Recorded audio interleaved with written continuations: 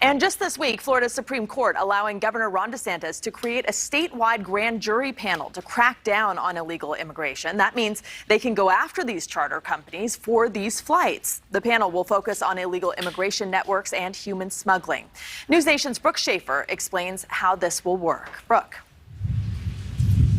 Hey, Ruta Bay, this grand jury here in Florida, Governor Ron DeSantis said is going to look at human smuggling networks that he said are bringing people across the southern border and then eventually into states like Florida.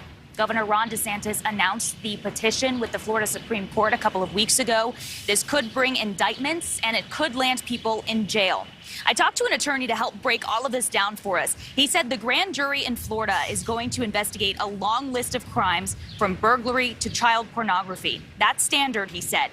What this attorney said stood out to him is the fact that this grand jury is going to look not only at groups that are smuggling these migrants to the U.S., but they're also going to look at organizations and potentially NGOs that are helping those migrants stay here, seek asylum, and prevent deportation.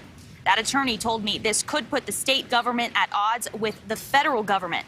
Here's what Governor DeSantis said about the grand jury at a press conference.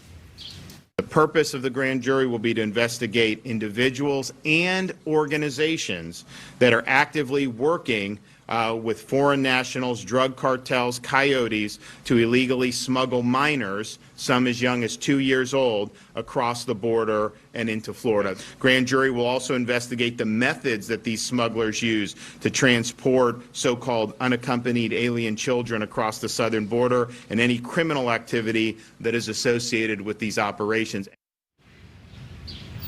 Something else here, Governor DeSantis banned so-called sanctuary cities in Florida back in 2019. He said this grand jury is also going to be looking at local governments here in Florida that might be going against that.